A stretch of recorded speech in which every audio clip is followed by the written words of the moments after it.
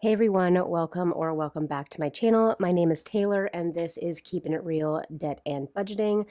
Maybe sorry for the little bit of weird lighting. We have some really big storms running through, so I'm trying to light artificially because even though I have my blinds open, it is very dark outside as we have some storms rolling through.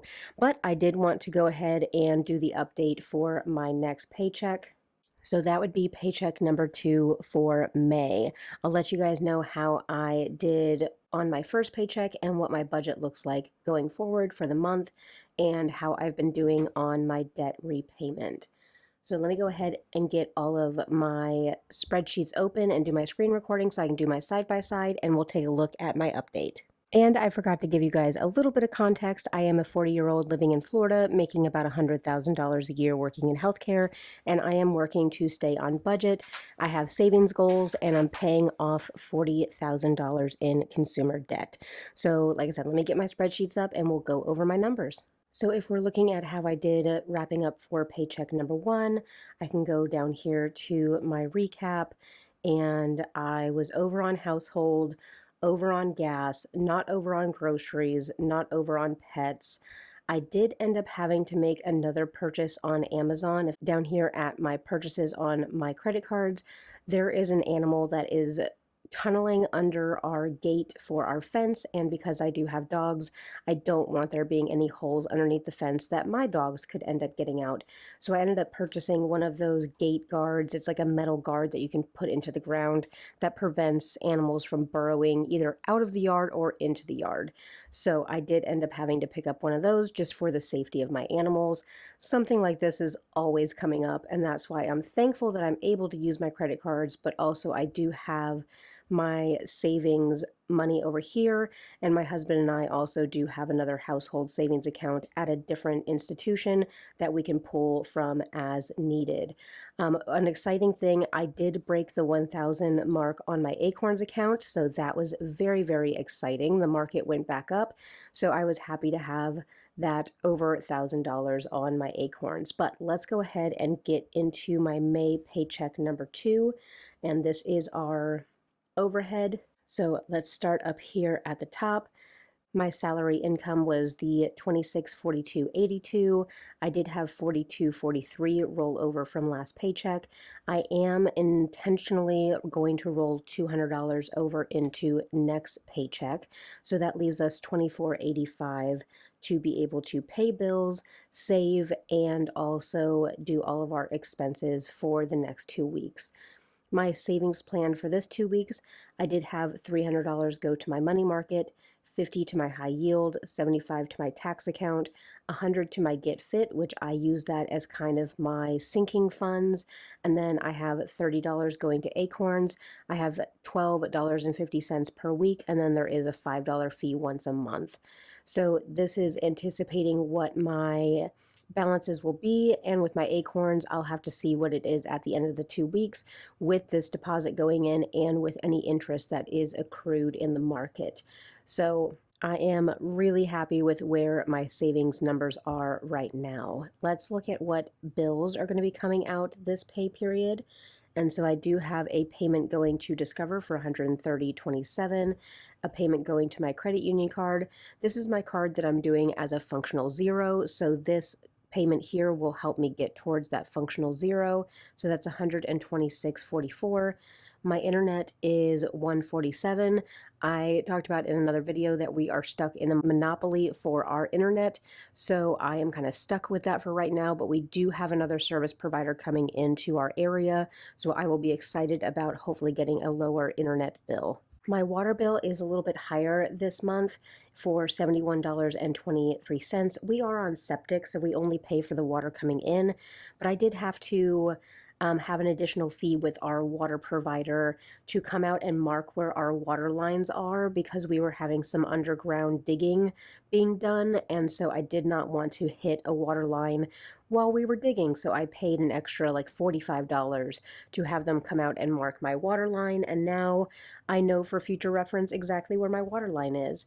I do have $150 going towards Capital One, and then I have $550 going towards my car payment. If you are new, this is half of the car payment. My husband and I only have one car payment at a time, and we always split the car payment and also attempt to pay the car off early. We did purchase a new vehicle in November of last year, and the amount of the vehicle, I don't understand how we got to this point where things are so expensive, but the 550 is half of this car payment.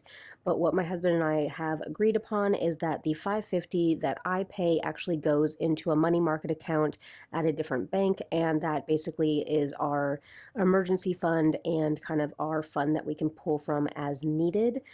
Last year we used that fund to pay our taxes. So I am putting 550 per month into that money market account, and then he pays the car loan out of his salary. So that is what we have figured out. But my bills for this paycheck are $1,174.94. My expenses, we get to actually put some things into these numbers. So let me get my phone out and let me pull up my banking app and we will see what we got. So for household, I did make a trip to Walmart yesterday, and I'm filming this a couple days late, but I guess the advantage to that is that I do have all of my numbers for my shopping trips that I've already taken. For gas, did I put gas in any of the cars? I did. So 38.57. Okay, so that is correct. I put gas in the truck. And then for groceries, this one I'm going to have to look at and do a little bit on my calculator, because the grocery, I already have the 1823 that's in here, which, let's see, do I already, yes, I have that in a formula. So we can add, and so the grocery bill was $232.56, but I had purchased some like pre-workout stuff for my husband that it was on sale at the grocery store. So he ended up giving me $40 back. So I will minus $40, but that still means that our groceries were $192.56. That is insane. So that does not leave me a whole lot of wiggle room for the shopping next week, but I did pick up some extra packs of meat, so that should get us going. And with pets, I don't believe, no, there's nothing coming out of pets yet. I did order my dog's dog food through Chewy, but my husband pays for the dog food. Basically, I order it. It goes onto my credit card just because I will know when they need to reorder, if we need any packs of treats, if we need any supplements for them. So I ordered everything on Chewy, and basically my husband reimburses me for that money. And again, if you guys are new, my husband and I have decided to keep our finances separate. We do have common goals with our finances, and common goals with saving, and common goals and understanding with paying for things around the home, but we do keep our finances separate. So right now that is what we're looking like. I do have a doctor's appointment next week, and so I'm anticipating a $50 copay roundabouts. And then I have my $10 budgeted for my taquitos, which that is a nod to Caleb Hammer and the financial audit show. And so that is running into a gas station and picking up a snack if I'm out on the road. I don't anticipate needing anything from Amazon, so I'm hopeful that I won't need anything.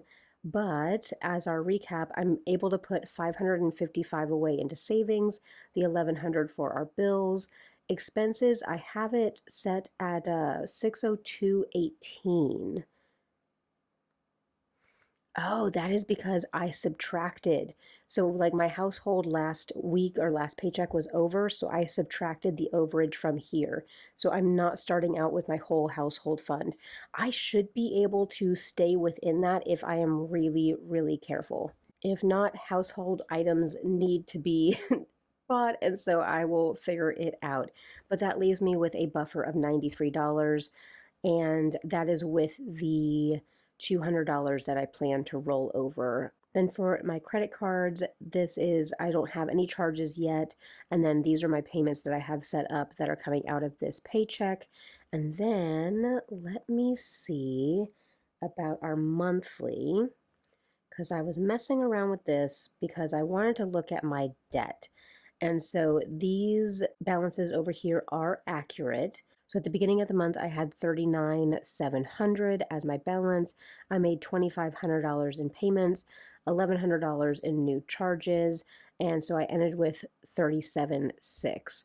I did some different calculations down here, and this is why I like doing this in spreadsheets, just because I can change it around as I need to. But my start of the year balance, and this is just for my consumer debt, so this does not include my student loans. This also does not include our vehicle, because technically the vehicle is just under my husband's name, and he could make that payment independently if he needed to. So this is just my consumer debt. So the start of the year, it was 40,601.25, and then end of the month was 37,645. So the monthly difference that I was able to make was 2,100, and the yearly difference is 2,955. A big difference in this is up here. So of course I did purchase a new laptop at the beginning of the year. That's on my Discover card, and that's at 0% interest until November. I will have that card paid off. But the big difference between, I only had $1,000 on that card at the beginning of the year, but I put a $2,300 laptop on that card. Again, everything is getting so expensive these days. So I do have plans to pay that off. And then, of course, I did the balance transfer to the Capital One Union card, and that is 0% until January of next year. And again, I do have a payment plan to work that, to pay that off before the interest hits. This column over here, I revamp this every month after my payments post, and this is the part that hurts the most, is that even though I've made $14,000 in payments, I've paid $4,000 in interest, and we're only in May. So I'm paying almost, it seems like, $1,000 in interest per month towards my consumer debt. And that is where I want to try to get away from it. The biggest culprits are one of my personal loans and my student loan. And I don't know if the student loan interest will level out, that it's just accrued over such a long period of time since I've been out of school. But this paying, now I understand how people can never get ahead with their student loans, because it seems like all you're doing is paying interest. So hopefully I will start to see these numbers level out. But if you're new, I am a federal employee, so I have been approved to have one of the forgiveness programs, to where if I work in federal service for 10 years, then my student loans are going to be eligible for forgiveness. So I'll have to apply in 2029.